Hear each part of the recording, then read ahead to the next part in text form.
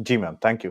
मैं रवींद्र जी के पास चलूँगा। रवींद्र जी, कहीं न कहीं अखिलेश यादव जी पर जो मायावती जी का अटैक है, वो इसलिए भी तो हो सकता है कि क्योंकि समाजवादी पार्टी का पीडीए फ़ॉर्मूला बहुत ज़्यादा हिट हो चुका है और इस चीज़ से मायावती जी घबरा चुकी हैं और इसीलिए वो कह रही हैं कि सपा मुखिया ने जो इसीलिए उन्होंने गिरगिट का वर्ड का इस्तेमाल किया कि दलितों को गुमराह करने के लिए जिस तरह से उन्होंने रूप बदला है, तो क्या वो इस चीज़ से घबरा चुकी हैं? और आपसे ये भी जानना चाहूँगा कि सही में सपा मुखिया ने मायावती जी पर ऐसे पर्सनल अटैक्स तो नहीं किए हैं बल्कि मायावती जी ने जब गठबंधन हो गया था, तब उन्होंने कहा था कि अब वो मेरे भतीजे जैसे हैं। उन्होंने डिंपल जी को कहा कि अरे मेरी बहू जैसी हैं, ये सारी बात हुई थी।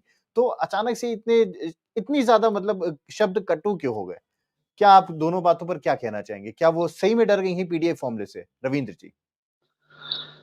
देखिए असल में जो डरी हुई है वो भारतीय जनता पार्टी है। खाली पीडीए से नहीं, मुख्य है जातिगत जनगणना और दूसरा पीडीए का फार्मूला।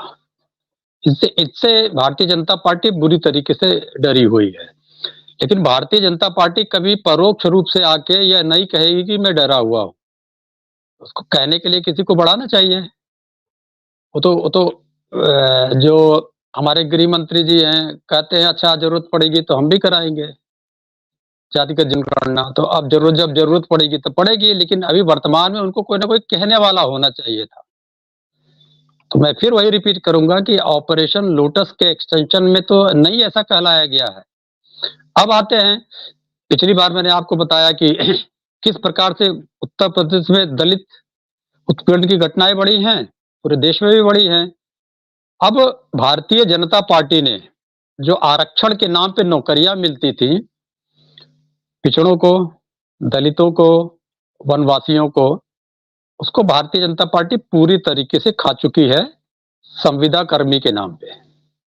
और विश्वविद्यालयों या कॉलेजों में विजिटिंग लेक्चरर्स या विजिटिंग फैकल्टीज के नाम पे खा चुके हैं वो।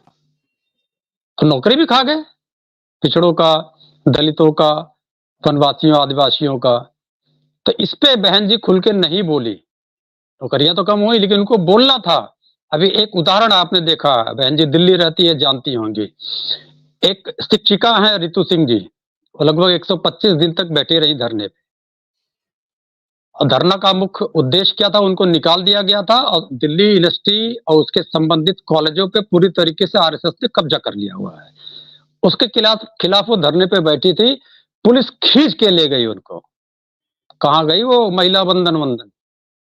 एक दलित शिक्षिका को अगर ऐसा खींच के लेके जाएंगे तो जो दलित बच्चे या दलित बच्चियां पढ़ने आ रही हैं, क्या संदेश देना चाहती है भारतीय जनता पार्टी? क्यों नहीं बहन जी ने इस पे एक शब्द बोलना चाहिए था।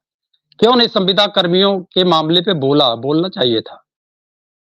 तो अगर भारतीय जनता पार्टी जिस तरीके से छुट्टा होके सारे काम कर रही है, उस पे एक कंबल है धर्म का, वो चढ़ा देती है, फिर भूल जाती है। अब क्या करेगी? ये पहला ऑपरेशन लग रहा है लोटस का, ऑपरेशन लोटस का एक्सटेंशन। अब मुझे लगता है इस प्रकार के और भी 3, 4, 5 हमको देखने को मिलेंगे, क्योंकि उसने एक नया फॉर्मूला अपनाया है कि जिन चीजों से डरी हुई है तो अलग अलग। अब इनके जो गठबंधन था, जो पिछले गठबंधन में जीते थे एनडीए में 34 पार्टियां थी, तो 303 तो हम अकेला के पास में थी। अगर बाकी देख लिया जाए, जो मेजर शेयर था, सबसे बड़ा शेयर जेडीयू का था, वो उनके साथ में नहीं है। फिर शिवसेना का था, वो उनके साथ में नहीं है। फिर जो रामविलास पासवान जी की पार्टी तोड़ के उनके भाई लेके चले गए, वो थे, तो वो बचे हुए हैं।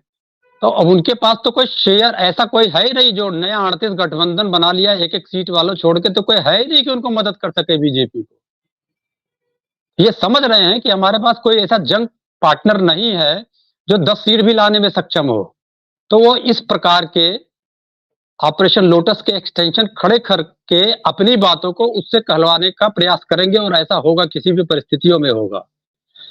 तो जो वो हमारे ऊपर सीधे अटैक करना चाह रही है मायावती जी, तो उस भाषा में तो हम लोग अटैक कभी भी नहीं करेंगे, हमारी परंपरा ऐसी रही है। लेकिन जो तथ्यात्मक जवाब होगा हम देंगे।